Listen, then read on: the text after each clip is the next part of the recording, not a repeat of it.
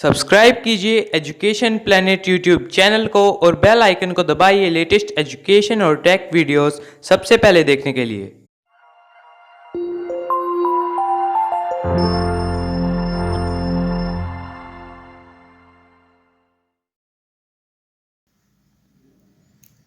प्रिय विद्यार्थियों, आपका स्वागत है एजुकेशन प्लेनेट नौहर चैनल पर।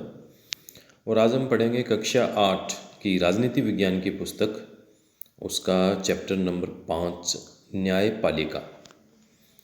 उस चैप्टर का हम सारांश पढ़ेंगे और उसके पाठ्य पुस्तक के जो प्रश्नोत्तर है उनको भी हम करेंगे। अभी आपके सामने जो ये एक सुंदर भव्य इमारत दिखाई दे रही है, ये भारत का सर्वोच्च न्यायालय है, यानी सुप्रीम कोर्ट ऑफ इंडिया। और यह सुप्रीम कोर्ट ऑफ इंडिया सर्वोच्च न्यायालय नई दिल्ली में स्थित है। तो न्यायपालिका का आज का हमारा पाठ है। और जो न्याय की सर्वोच्च अदालत है, वह सर्वोच्च अदालत भारत में सुप्रीम कोर्ट यानी उच्चतम न्यायालय ही है। तो आज हम इस पाठ को अच्छी तरह से पढ़ेंगे, समझेंगे। एक व्यवहारिक टॉपिक है और उसको हम समझेंगे। कुछ ऐसे इसमें बिंदु आएंगे जो आगे हमारे जीवन से भी संबंध रखने वाले हैं, तो इसलिए थोड़ा ध्यान से इस पाठ को हम पढ़ेंगे। तो सबसे पहले हम बात करते हैं न्यायपालिका की। न्यायपालिका क्या है? हमारे देश में कानून का शासन चलता है। जब संविधान लागू हो जाता है तो किसी भी देश में, राज्य में कानून का शासन ही चलता है। और कानून के शासन को लागू करने के लिए हमारे पास एक न्याय व्यवस्था है, जिसे न्यायपालिका के रूप में जाना जाता है। अब हम बात करेंगे न्यायपालिका की भूमिका व कार्य की। न्यायपालिका अनेक प्रकार से अपनी भूमिका का निर्वहन करती है। जैसे न्यायपालिका द्वारा किए जाने वाले जो प्रमुख कार्य उसमें है विवादों का निपटारा, न्यायिक समीक्षा, कानून की रक्षा व मौलिक अधिकारों का क्रियान्वयन, ये प्रमुख है। और संविधान की व्याख्या का अधिकार भी न्यायपालिका के पास ही होता है। 26 जनवरी 1950 को हमारा देश गणतंत्र बना था। अब हमारे देश की न्यायपालिका की एक विशेषता और है कि हमारी न्यायपालिका स्वतंत्र है। हमारे देश में न्यायपालिका को पूरी तरह से स्वतंत्र रखा गया है। और न्यायपालिका विधायिका व कार्यपालिका द्वारा शक्तियों के दुरुपयोग को रोकती है। यानी न्यायपालिका विधायिका व कार्यपालिका है, ये अपनी शक्तियों को दुरुपयोग नहीं करने देती, इन पे ये अंकुश रखती है। अब भारत में अदालतों की संरचना कैसे है? हमारे देश में 3 स्तर की अदालतें मिलती है। निम्न स्तरीय जो सबसे प्रारंभिक अदालत होती है उसको अधीनस्थ न्यायालय या जिला अदालत कहते हैं। और मध्यम स्तरीय अदालत को कहते हैं हम उच्च न्यायालय। और शीर्ष स्तरीय अदालतों को कहते हैं हम सर्वोच्च न्यायालय, सुप्रीम कोर्ट। और देश के मुख्य न्यायाधीश सर्वोच्च न्यायालय के मुखिया होते हैं। और उच्च न्यायालयों की जो स्थापना है वो सबसे पहले 1962 में कलकत्ता, मुंबई, मद्रास में हुई।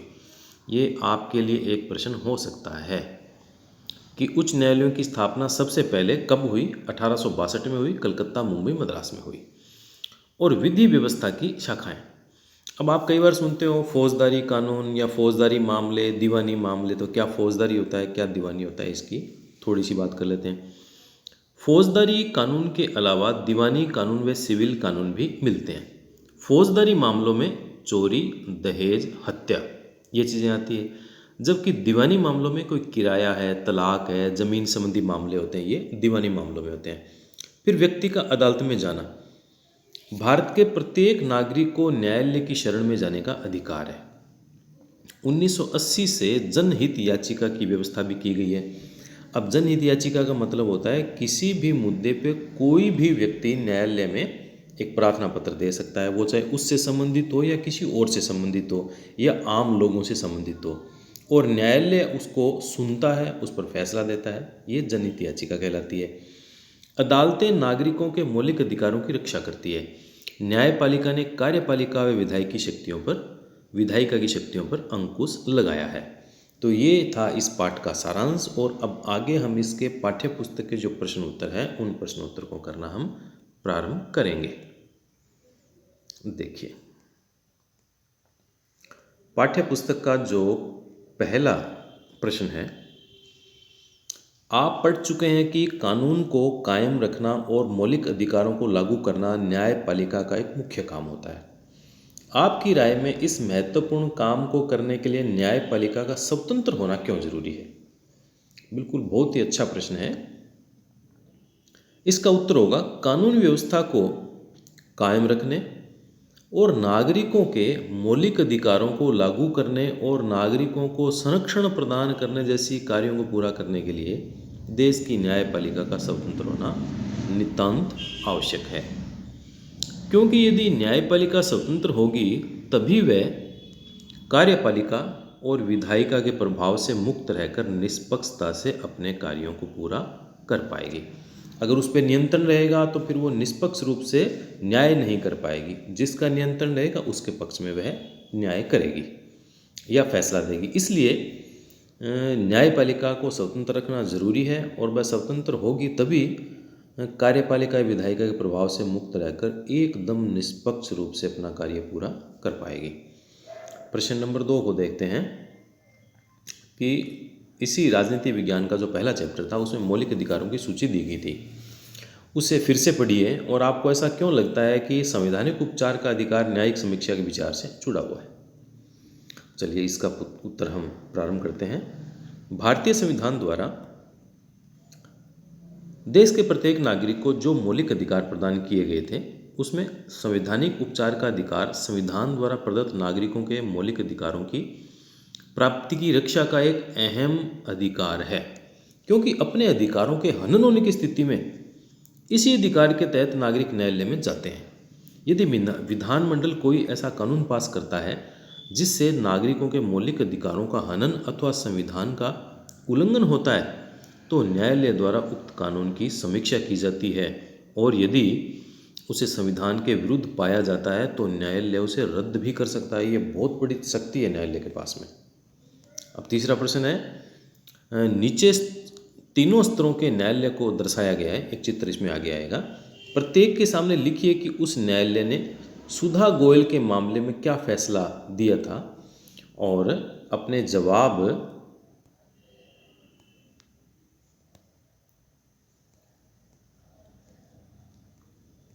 जवाब को कक्षा के अन्य विद्यार्थियों द्वारा दिए गए जवाबों के साथ मिलाकर देखिए। चलिए, एक इंटरेस्टिंग मामला था ये और इसमें सुधा गोयल के मुकदमे के बारे में ये प्रश्न है। तो सुधा गोयल का मुकदमा क्या था कि किसी महिला की जलकर मौत हो गई थी और जो महिला के पिता थे उन्होंने मुकदमा दर्ज कराया कि जिसकी महिला की मौत हुई जलकर उसका पति, उसकी सास और एक और अन्य महिला, उन तीनों ने मिलकर उसको मारा है। तो जो निचली अदालत थी उसने उन तीनों व्यक्तियों को दोषी माना और उनको फांसी की सज़ा सुना दी, मौत की सज़ा सुनाई। लेकिन उन्होंने अपील की उच्च न्यायालय में, तो उच्च न्यायालय ने उनको बरी कर दिया। और फिर इस फैसले के खिलाफ उस लड़की के पिता ने फिर से सर्वोच्च न्यायालय में अपील की, तो सर्वोच्च न्यायालय ने उनमें से एक को बरी कर दिया और 2 को उन्होंने दोषी मानते हुए उम्र कैद की सज़ा सुनाई। इस प्रकार का ये एक मामला था। तो इस प्रश्न का उत्तर भी देखते हैं। अभी देखिए, ये सबसे पहले इसमें अदालतों के 3 स्तर दिखाए गए हैं।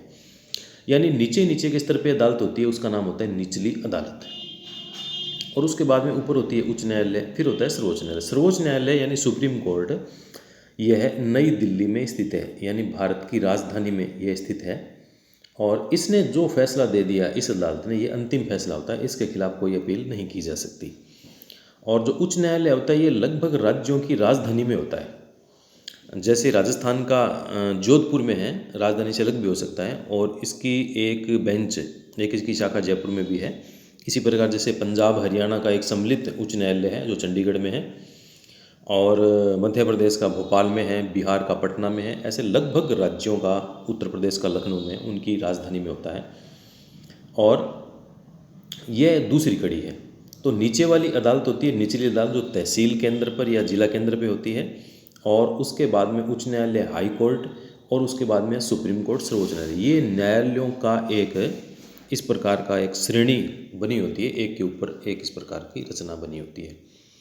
तो हम सुधा गोयल के मामले की बात करते हैं हम। तो सुधा गोयल के मुकदमे में तीनों स्तर के न्यायालयों द्वारा सुनाए गए निर्णय निम्न प्रकार से रहे। नीचे की अदालत ने सुधा गोयल के पति लक्ष्मण, उसके जेठ सुभाष चंद्र और उसकी सास शकुंतला देवी को दोषी करार देते हुए मौत की सजा सुना दी।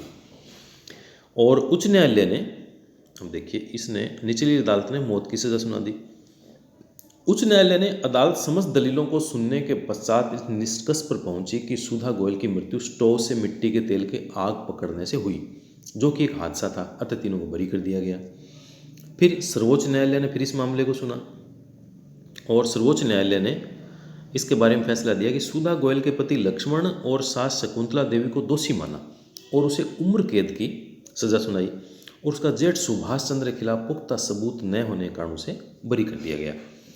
अब इसमें सलाह दी जाती है कि प्रश्नानुसार विद्यार्थियों को अपने जवाब कक्षा के अन्य विद्यार्थियों के उत्तरों से मिला लेने चाहिए। यानी आपने ये उत्तर लिखा, किसी और ने दूसरा लिखा, तो आप इनकी आपस में तुलना कर सकते हैं। अब हम देखते हैं प्रश्न नंबर 4। सुधा गोयल मामले को ध्यान में रखते हुए नीचे दिए गए बयानों को पढ़िए। जो वक्तव्य सही है उन पर सही का निशान लगाइए और जो गलत है उनको ठीक कीजिए। दोनों काम करने, निशान भी लगाने और ठीक भी हमें करने हैं। तो चलिए, पहला है, आरोपी इस मामले को उच्च न्यायालय लेकर गए क्योंकि वे निचली अदालत के फैसले से सहमत नहीं थे। तो यह वक्तव्य सही है। तो पहला वक्तव्य ये राइट है। दूसरा, वे सर्वोच्च न्यायालय के फैसले के खिलाफ उच्च न्यायालय में चले गए। यह वक्तव्य गलत है क्योंकि निचली अदालत के निर्णय के विरुद्ध उच्च न्यायालय में अपील की जाती है। उच्च न्यायालय के जो कोई निर्णय होता है उसके खिलाफ सर्वोच्च न्यायालय में अपील की जाती है और सर्वोच्च न्यायालय के फैसले के खिलाफ कहीं अपील नहीं की जा सकती, इसलिए ये गलत है कथन। तीसरा, अगर आरोपी सर्वोच्च न्यायालय के फैसले से संतुष्ट नहीं है तो दोबारा निचली अदालत में जा सकते हैं।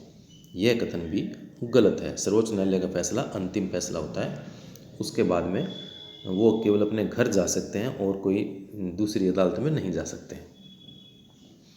तो इनके उत्तरों की एक बार फिर से नीचे समीक्षा कर देते हैं। वक्तव्य क सही है, वक्तव्य ख सही नहीं है, निचली अदालत के निर्णय के विरुद्ध उच्च न्यायालय में चले गए, और वक्तव्य ग भी सही नहीं है क्योंकि सर्वोच्च न्यायालय के निर्णय सभी को स्वीकार करने होते हैं। यह देश का सबसे बड़ा न्यायालय है जिसके निर्णय के विरोध में कहीं भी अपील नहीं की जा सकती। प्रश्न नंबर 5, आपको ऐसा क्यों लगता है कि 1980 के दशक में शुरू की गई जनहित याचिका की जो व्यवस्था है वो सभी को इंसाफ दिलाने के लिहाज से एक महत्वपूर्ण कदम थी?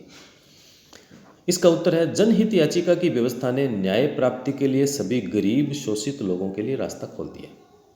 इस व्यवस्था के जरिए व्यक्ति विशेष व सामाजिक संगठनों को यह अधिकार प्राप्त हो गया कि वे उच्च या सर्वोच्च न्यायालय में व्यक्तिगत या सार्वजनिक मामलों से जुड़े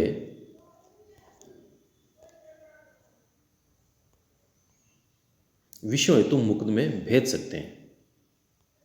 थोड़ा सा इसको हम बड़ा कर लेते हैं। इसके तहत कानूनी प्रक्रिया को बहुत ही सरल बना दिया गया है। अदालत को संबोधित करते हुए पत्र या टेलीग्राम को आधार बनाकर ही न्यायालय अपने निर्णय दे सकते हैं। यानी आपने सीधा एक उनको एप्लीकेशन भेज दी, पत्र भेज दिया, उसको भी न्यायालय आधार बना के अपना निर्णय सुना सकता है। कई बार तो समाचार पत्रों की सूचनाओं के आधार पर भी न्यायालयों ने निर्णय दिए हैं। तो जनहित याचिका का प्रमुख उद्देश्य न्याय तक अधिक से अधिक लोगों की पहुंच स्थापित करना है। प्रश्न नंबर 6, ओल्गा टेलिस बनाम बंबई नगर निगम मुकदमे में दिए गए फैसले के अंशों को दोबारा पढ़िए और इस फैसले में कहा गया कि आजीविका का अधिकार जीवन के अधिकार का हिस्सा है। अपने शब्दों में लिखिए कि इस बयान से जजों का क्या मतलब था। इसका उत्तर है, ओल्गा टेलिस बनाम बंबई नगर निगम नामक मुकदमे में अदालत द्वारा दिए गए फैसले के अंशों को पढ़ने पर ज्ञात होता है कि आजीविका का अधिकार जीवन के अधिकार का एक भाग है। आजीविका यानी ऐसा कोई काम जिससे व्यक्ति को कुछ धन का अर्जन होता है और उस धन से वह अपना जीवन यापन करता है, वो कहलाती है उसकी आजीविका। कोई व्यक्ति व्यापार करता है, कोई मजदूरी करता है, कोई कहीं नौकरी करता है, तो ये उसकी आजीविका हो गई। तो आजीविका का अधिकार जीवन के अधिकार का एक भाग है। भारतीय संविधान में दिए गए जीवन के अधिकार से ज्ञात होता है कि जीवन का अधिकार केवल पशुओं की भांति अपना अस्तित्व बनाए रखने तक सीमित न होकर व्यक्ति को अपनी रोजी रोटी अर्जित करने का भी अधिकार है।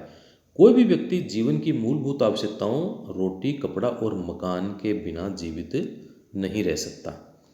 इसी मुकदमे के फैसले में यह भी बताया गया कि किसी भी व्यक्ति को गंदी बस्ती, झुग्गी झोंपड़ी या फुटपाथ से हटाकर उसे उसके जीविकोपार्जन के स्थान से अलग करने पर जीविकोपार्जन की समाप्ति माना जाएगा। अतः यह कार्य उन व्यक्तियों के जीवन जीने के अधिकार को छीनने के समान ही होगा, छीनने के समान होगा। अगला प्रश्न है, इंसाफ में देरी यानी इंसाफ का कत्ल, इस विषय पर एक कहानी बनाइए। चलो कहानी बना देते हैं, अभी लीजिए। इसका उत्तर है, भारत का प्रत्येक नागरिक देश की न्यायिक व्यवस्था में पूर्ण विश्वास रखता है और न्यायपालिका का सम्मान भी करता है। इसके साथ ही इस बात को भी वह नज़रअंदाज नहीं की जा सकती कि देश में न्यायालयों और न्यायाधीशों की कमी के कारण विभिन्न मामलों में निर्णय बहुत देरी से होते हैं।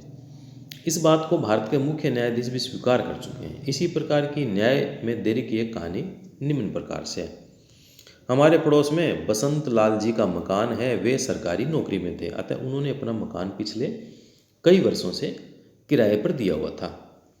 उन्होंने करीब 12-13 वर्ष पहले राज्य सेवा से सेवानिवृत्त होकर अपने किराएदार से मकान खाली करने को कहा, तो उसके मना करने पर उन्होंने न्यायालय की शरण ली और स्वयं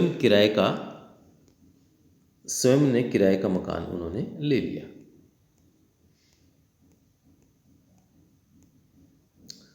स्वयं ने किराए का मकान लेके वो रहने लगे। करीब 5-6 वर्ष में न्यायालय ने किराएदारों से मकान खाली करने का निर्णय सुनाया। किराएदार निर्णय के विरुद्ध उच्च न्यायालय में गया। वहाँ से आज तक कोई निर्णय नहीं हुआ और मकान मालिक अपना स्वयं का मकान होने के बाद भी किराए के मकान में रहने को मजबूर है। इससे ये स्पष्ट होता है कि न्याय में देरी एक प्रकार से न्याय का कत्ल ही है, यानी न्याय नहीं मिलना ही है। कई बार तो ऐसा होता है, कई ऐसे मामले होते हैं कि उसमें जिस व्यक्ति ने मुकदमा या जो भी वाद दायर किया है उसकी मृत्यु हो जाती है, उसके बच्चे बूढ़े हो जाते हैं, तब तक किसी मामले का फैसला होता नहीं है। तो वो भी इस प्रकार से कहा गया कि न्याय में जो देरी होती है वो न्याय का कत्ल ही है, यानी न्याय नहीं मिलना ही वो कहलाता है। नीचे दिए गए प्रत्येक शब्दों से वाक्य बनाइए। बरी करना, अपील करना, मुआवजा, बेदखली, उल्लंघन। तो सबसे पहले हम बात करते हैं बरी करना। इसका होगा, सुधा गोयल के मामले में उसके जेठ सुभाष चंद्र के विरुद्ध पर्याप्त साक्ष्यों के अभाव में अदालत ने उसे बरी कर दिया। तो बरी करने का वैसे अर्थ ये होता है कि जब अदालत किसी व्यक्ति को उन आरोपों से मुक्त कर देती है जिनके आधार पर उसके खिलाफ मुकदमा चलाया गया, तो उसे बरी करना कहते हैं। और वाक्य में प्रयोग हो गया, सुधा गोयल के मामले में उसके जेठ सुभाष चंद्र के विरुद्ध पर्याप्त साक्ष्यों के अभाव में अदालत ने उसे बरी कर दिया। दूसरा है अपील करना। अब अपील करने का मतलब ये होता है कि निचली अदालत के फैसले के विरुद्ध जब कोई पक्ष उस पर पुनर्विचार के लिए ऊपरी न्यायालय में जाता है तो उसे अपील करना कहा जाता है। और वाक्य में प्रयोग हो गया, निचली अदालत के निर्णय से असंतुष्ट व्यक्ति उच्च अदालत में अपील कर सकता है। मुआवजा। मुआवजा कहेंगे किसी नुकसान या क्षति की भरपाई के लिए दिए जाने वाले पैसे को कहा जाता है। तो मोहन द्वारा अपनी कार से दुर्घटनाग्रस्त हुए स्कूटर सवार को मुआवजा देना पड़ा, या यहाँ मोहन द्वारा के स्थान पे आएगा। हम यहाँ वाक्य को शुद्ध कर लेंगे, यहाँ हम लिख देंगे को। मोहन को अपनी कार से दुर्घटनाग्रस्त हुए स्कूटर सवार को मुआवजा देना पड़ा। अब अगला है बेदखली। बेदखली का मतलब होता है अभी लोग जिस जमीन या मकान में रह रहे हैं यदि उन्हें वहाँ से हटा दिया जाए तो इसे बेदखली कहा जाएगा। रेलवे लाइन के समीप झुग्गी झोंपड़ी में रहने वालों को वहाँ से बेदखल कर दिया गया, इसका वाक्य में प्रयोग हो गया। अगला है उल्लंघन। उल्लंघन का मतलब होगा किसी कानून को तोड़ने या मौलिक अधिकारों के हनन की क्रिया को उल्लंघन कहा जाता है। वाक्य में प्रयोग करेंगे, वाहन चालक द्वारा लाल बत्ती होने के बावजूद चौराहा पार करना यातायात नियमों का उल्लंघन है। अब हम अगला देखते हैं। अब पाठ्य पुस्तक के पृष्ठ 65 पर दिया गया एक पोस्टर है, भोजन अधिकार अभियान द्वारा बनाया गया है। इस पोस्टर को पढ़कर भोजन के अधिकार के बारे में सरकार के दायित्वों की सूची बनाइए और इस पोस्टर में कहा गया है कि भूखे पेट भरे गोदाम नहीं चलेगा, नहीं चलेगा। इस वक्तव्य को पृष्ठ 61 पर भोजन के अधिकार के बारे में दिए गए चित्र निबंध से मिलाकर भी देखिए। तो सबसे पहले तो हम इसका जो पोस्टर है उस पोस्टर को ही हम देखते हैं। तो जिस पोस्टर की बात कर रहे हैं वह पोस्टर हमारे सामने है। इसमें ऊपर लिखा है उच्चतम न्यायालय का फैसला, भूख से मौत जिम्मेदार कौन। अब इसमें लिखा है इधर सरकार का कर्तव्य, प्रत्येक इंसान को रोटी मिले, कोई भूखा ना सोए। भूख की मार सबसे ज़्यादा झेलने वाले बेसहारा, बुजुर्ग, विकलांग, विधवा आदि पर विशेष ध्यान दिया जाए। पोषण एवं भूख से किसी की मृत्यु नहीं हो। और इधर दाईं तरफ लिखा पड़ा है सरकार अपना कर्तव्य न निभाए तो अदालत में जवाबदेह होंगे राज्य सरकार एवं केंद्र शासित प्रदेशों के मुख्य सचिव, प्रशासक। और नीचे लिखा पड़ा है भूखे पेट भरे गोदाम नहीं चलेगा, नहीं चलेगा। और नीचे है राइट टू फूड कैंपेन। तो ये एक पोस्टर इस प्रकार का जिसकी हमने बात की थी वह यही पोस्टर है। अब इसके बारे में आगे क्या है उसकी हम बात करेंगे। तो हमने पोस्टर को देख लिया। अब देखिए, उपयुक्त पोस्टर के आधार पर भोजन प्राप्ति के निम्नलिखित अधिकार हैं। पहला, प्रत्येक व्यक्ति को आवश्यक रूप से भोजन प्राप्त हो। दूसरा, सरकार द्वारा यह सुनिश्चित किया जाए कि कोई भी व्यक्ति भूखे पेट न सोए। और सबसे ज़्यादा भूख की मार झेलने वाले बेसहारा, बुजुर्ग, विकलांग और विधवा औरतों पर विशेष ध्यान दिया जाए। और पृष्ठ 61 पर दिए गए चित्र निबंध भोजन का अधिकार से पूर्णतः संबंधित है, क्योंकि हम यह चित्र निबंध में देख सकते हैं कि उड़ीसा और राजस्थान प्रांतों में सूखे के कारण लाखों लोगों के समक्ष भोजन का अभाव पैदा हो गया, जबकि इसी चित्र निबंध में सरकारी गोदामों को अनाज से भरा हुआ दिखाया गया है। ऐसी स्थिति को देखते हुए PUCL नामक संगठन ने सर्वोच्च न्यायालय में एक जनहित याचिका दायर की और इस याचिका में कहा गया कि संविधान के अनुच्छेद 21 में दिए गए जीवन के मौलिक अधिकारों में भोजन प्राप्ति का अधिकार भी शामिल है। और याचिकाकर्ताओं ने राज्य को संसाधन उपलब्ध न होने की दलील को भी न्यायालय के समक्ष गलत साबित कर दिया। तब सर्वोच्च न्यायालय ने सबको भोजन उपलब्ध कराना राज्य का दायित्व बताते हुए सरकार को आदेश दिया कि वह रोजगार के नए अवसर सृजित करे, राशन की सरकारी दुकानों के माध्यम से सस्ती दरों पर भोजन उपलब्ध कराए और बच्चों को विद्यालय में दोपहर का भोजन दिए जाने की व्यवस्था करे, यानी मिड डे मील की व्यवस्था करें। चलिए अब इसमें कुछ अन्य महत्वपूर्ण प्रश्न और देख लेते हैं हम। भारत का सर्वोच्च न्यायालय कहाँ स्थित है? नई दिल्ली, जयपुर, कोलकाता, चेन्नई। तो इसका सही उत्तर होगा नई दिल्ली में। और दिल्ली उच्च न्यायालय का गठन कब हुआ था? इसकी हम बात कर लेते हैं। तो ये गठन हुआ था 1966 में, दिल्ली उच्च न्यायालय का गठन। और तीसरा प्रश्न है देश भर में उच्च न्यायालयों की कुल संख्या कितनी है? तो तीसरे का उत्तर है 25। तो देश भर में कुल 25 उच्च न्यायालय हैं। और सर्वोच्च न्यायालय ने जनहित याचिका की व्यवस्था विकसित कब की थी? तो इसका सही उत्तर होगा 1980 के दशक में। अब कुछ रिक्त स्थान है उनको देख लेते हैं हम।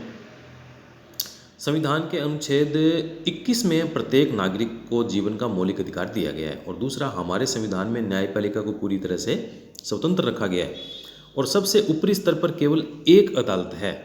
और चौथा है उच्च न्यायालय के फैसले के खिलाफ सर्वोच्च न्यायालय में अपील की जा सकती है।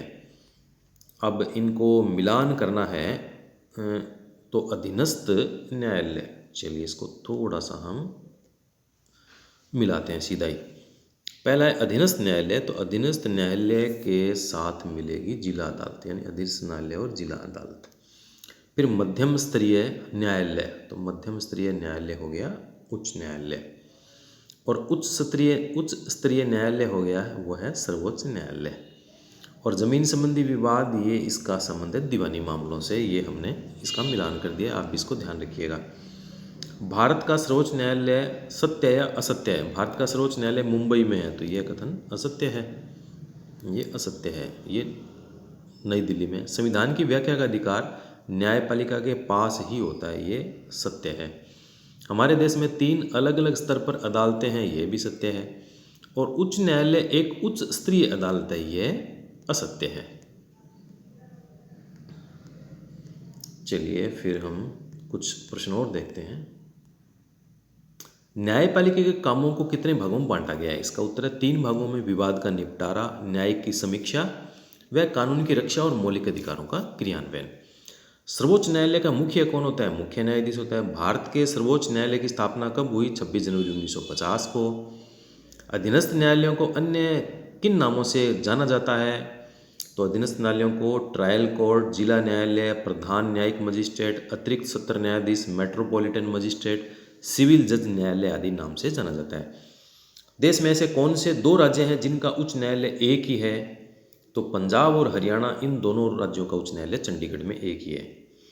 और जो पूर्वोत्तर के राज्य हैं, असम, मेघालय, मणिपुर, नागालैंड, त्रिपुरा, इन सब का न्यायालय भी एक ही है और वो असम में गुवाहाटी में है। जनहित याचिका क्या होती है? बहुत ही अच्छा प्रश्न है। लोगों के हितों से संबंधित याचिका जनहित याचिका होती है। यह सर्व समाज से जुड़ी होती है। अगला प्रश्न है, भारत में न्यायपालिका ने क्या महत्वपूर्ण भूमिका निभाई है? तो न्यायपालिका ने कार्यपालिका व विधायिका की शक्तियों पर अंकुश लगाया है। कार्यपालिका और विधायिका दोनों की शक्तियों को उन्होंने कंट्रोल करके रखा है। और दूसरा, नागरिकों के अधिकारों की सुरक्षा की है। फिर थोड़े से कुछ और प्रश्न देखते हैं। लघु उत्तरीय प्रश्न, न्यायिक समीक्षा से क्या तात्पर्य है? देखिए, ये भी बहुत अच्छा प्रश्न है। इसका उत्तर है, संसद द्वारा पारित किया गया कोई भी कानून संविधान के आधारभूत ढांचे का उल्लंघन करता है तो वह उस कानून को रद्द कर सकती है। इसे ही न्यायिक समीक्षा कहा जाता है। यानी न्यायालय उस कानून को रद्द कर सकता है जो संविधान के आधारभूत ढांचे का उल्लंघन करता है। अधीनस्थ न्यायालय किन्हें कहते हैं और ये किस स्तर पर कार्य करते हैं? आम लोगों का जिन न्यायालयों में सर्वाधिक संबंध होता है उसे अधीनस्थ न्यायालय कहा जाता है। ये न्यायालय जिला या तहसील स्तर पर कार्य करते हैं। अब इसका अंतिम प्रश्न है, देश में एकीकृत न्यायिक व्यवस्था से आप क्या समझते हैं या क्या आशय है? तो भारत में संपूर्ण देश के लिए इकहरी न्यायिक व्यवस्था कायम की गई है और न्यायालयों के मध्य शक्तियों का बंटवारा नहीं किया गया है। निचले स्तर पर अधीनस्थ न्यायालय, उसके ऊपर उच्च न्यायालय और सबसे ऊपर सर्वोच्च न्यायालय की स्थापना देश की न्यायिक व्यवस्था को पिरामिड के रूप में दर्शाती है। तो ये न्यायपालिका नाम का जो हमारा एक बहुत ही सुंदर अच्छा पाठ था, इस पाठ के हमने प्रश्नोत्तर किए पाठ्य पुस्तक के और थोड़े से कुछ अतिरिक्त प्रश्न किए हैं। फिर भी बहुत से प्रश्न और बच गए हैं। इस पाठ को आप बार बार पढ़िए और आनंद के साथ में पढ़िए। और भी नए नए प्रश्न बनेंगे, उनको आप बनाइए। और फिर भी कोई बात आपको समझ में नहीं आती, आप मेरे से शेयर करना चाहते हो तो कमेंट बॉक्स में आप लिखिए और आपकी जहाँ तक संभव हो सकता है मैं पूरी सहायता करूँगा। तो बिल्कुल आप अच्छी प्रकार से अपना काम कीजिए।